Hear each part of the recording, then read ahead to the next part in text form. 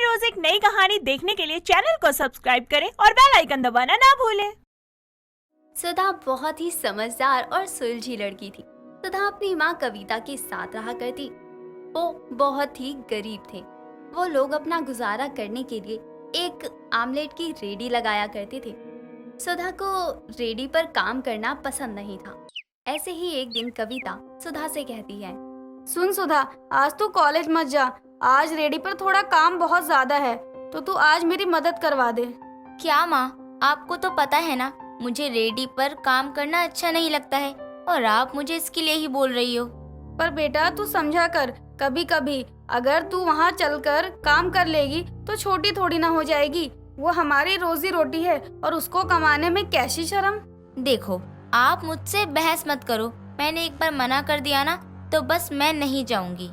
सुधा की बात सुनकर कविता की आंखों में आंसू आ जाते हैं और कविता सुधा से कहती है, मैं तुझे जानबूझकर नहीं ले जाती हूँ। अगर तेरे पापा जिंदा होते तो वो तुझे और मुझे कभी काम नहीं करने देते, लेकिन जब वो नहीं है तो हमको ऐसा करना ही होगा ना।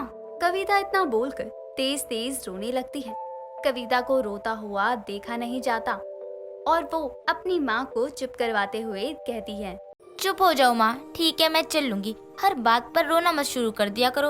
आप जैसा चाहोगी वैसा ही होगा। सुधा कविता को चुप करवाती है और उसके साथ रेडी लगाने चली जाती है और अपनी माँ की मदद भी करती है। अब सुधा अपने कॉलेज की पढ़ाई छोड़कर अपनी माँ की मदद किया करती। दिन निकलता है और अब सुधा शादी के लायक हो गई थी। सुधा के लिए एक दिन रितेश नाम के लड़के का रिश्ता आता है। रितेश बहुत ही सीधा साधा था, जो दुकान चलाता था।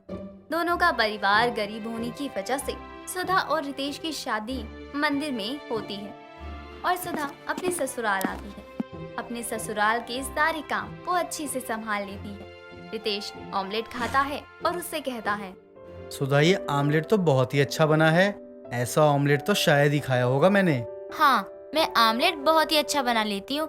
माँ ने सिखाया है और हम लोग तो रेडी भी लगाते हैं ताकि घर की रोजी रोटी हो जाए। ये तो बहुत ही अच्छी बात है कि तुम अपनी माँ की मदद करती थी। हाँ, अच्छा ये सब छोड़िए, क्या आज मैं भी आपके साथ दुकान पर चलूँ क्या? मैं घर में बहुत ज्यादा ही बोर हो जाती हूँ। घर में कोई भी नहीं है ना, इसीलिए। अच्छा ठीक है, चलो जल्दी से तुम भी नाश्ता कर लो और दिन का खाना बांध लो, फिर चलते हैं। सुधा जल्दी से खाना खाती है और रितेश के साथ दुकान पर चली जाती है। अब सुधा रोज रितेश के साथ दुकान पर जाती और उसकी मदद करती। इस तरह सुधा की शादी को 7 महीने बीत जाते हैं और वो प्रेग्नेंट हो गई थी। अब वो अपने बच्चे के बारे में बहुत सोचती थी। ऐसे ही एक दिन सुधा दुकान पर बैठी थी, तभी उसके दुकान के आगे एक बड़े इंग्लिश मीडियम स्कूल की बस जा रही थी। उसे देखते हुए सुधा रितेश से कहती है, सुनिए जी, हम भी अपने बच्चों को इसी बड़े स्कूल में पढ़ाएंगे ताकि वो बड़े होकर एक बड़ा आदमी बने, ना कि हमारी तरह ही अपनी जिंदगी बिताए। हम अपने बच्चों को अच्छी जिंदगी देंगे। हाँ सुधा, इसलिए तो हम इतनी मेहनत कर रहे हैं ताकि हमारा बच्चा हमारी तरह बस एक दुकान तक नहीं सीमित रह जाए, बल्कि बहुत आगे तक बढ़े। सुधा और रितेश की बात वहीं पास में खड़ी सुधा की पड़ोसन कामिनी सुन रही थी। वो उन दोनों के पास आकर उनसे कहती है, तुम दोनों अपनी औकात से बाहर के सपने देखना बंद कर दो। जिस तरह से तुम दोनों की ये दुकान चलती है ना, उस तरह से तो तुम दोनों अपने बेटों को सरकारी स्कूल भेज दो, वही बड़ी बात है। आइए कमीनी जी, आप ही की जरूरत थी। कमीनी नहीं, कामिनी नाम है मेरा।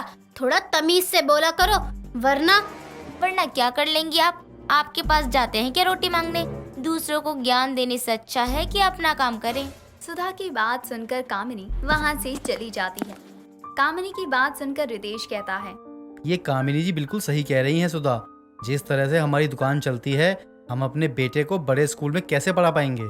सुधा रितेश की बात से इस वक्त सहमत हो जाती है और कुछ नहीं कहती।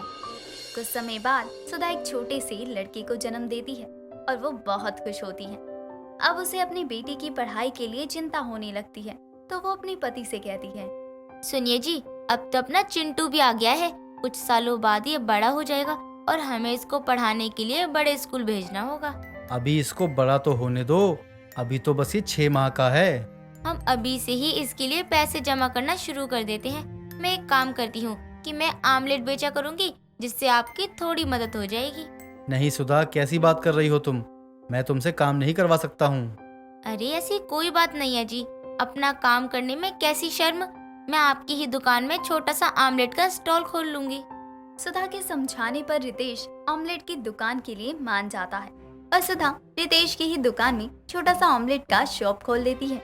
कुछ दिनों तक उसकी दुकान अच्छी नहीं चलती, लेकिन धीरे धीरे सुधा की दुकान जम जाती है और लोग शाम को आकर ऑमलेट खाया करते। ऐसे ही एक दिन सुधा की माँ का कॉल आता है। हेलो, नमस्ते माँ, कैसी हो माँ आप? मैं ठीक हूँ बेटा, तू बता सब ठीक है ना? और दामाद जी वो ठीक हैं? हाँ माँ, सब कुछ ठीक है। मैंने एक आमलेट की दुकान खोली है अपने चिंटू की पढ़ाई के लिए पैसे जमा करने के लिए। ये तो बहुत अच्छी बात है बेटा कि तू अपने पति की मदद कर रही है। तेरे पापा जिंदा होते तो वो भी मेरी मदद करते। माँ, आप फिर पापा को याद करने लग गई ना? मेरी बात सुनो और मुझे आमलेट बनाने के लिए थोड़ा सा आइडिया दो, क्योंकि प्लेन आमलेट से लोग बोर हो गए हैं ना, इसीलिए। अरे बेटा तू मुझसे क्यों पूछ रही है? इतना बड़ा रेस्टोरेंट है, वहाँ देख ले, तुझे बहुत मदद मिल जाएगी। अच्छा चल ठीक है, ध्यान रखियो, ग्राहक आ गए हैं, बाद में करती हूँ तुझसे बात। कविता इतना बोलकर कॉल कट कर देती है और YouTube पर ऑमलेट बनाने के तरीके देखने लगती है। YouTube पर देखते देखते उसे बहुत सारे तरीके के ऑमलेट दिखाई देते हैं। तभी वो खुद से कहती है, ये सब तो मैं बना चुकी हूँ, मुझे तो कुछ नया करना चाहिए ताकि लोग मेरी आमलेट खाने के लिए आया करें। अगर सबके जैसा आमलेट बनाऊंगी तो मजा नहीं आएगा।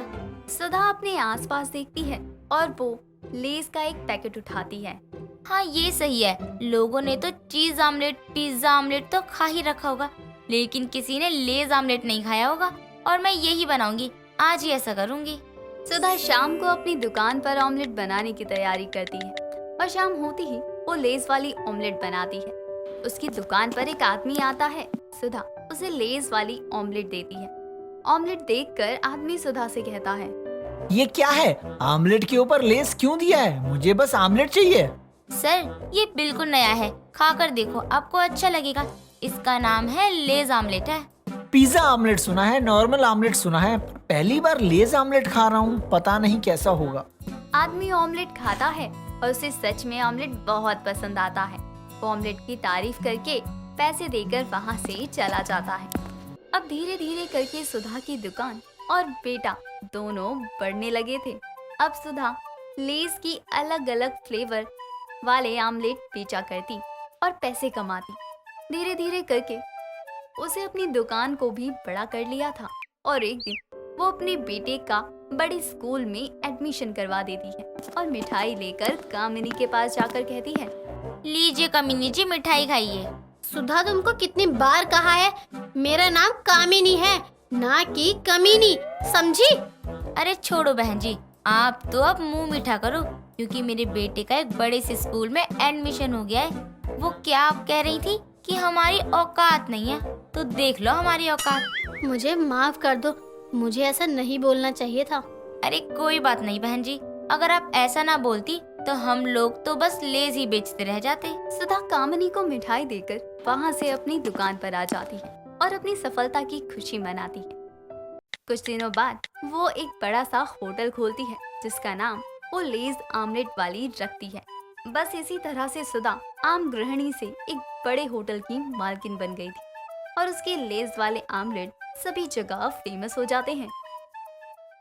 दोस्तों अगर आपको ये कहानी पसंद आई तो इसे लाइक करें, शेयर करें और कमेंट करके बताएं कि कहानी में आपको सबसे अच्छा क्या लगा।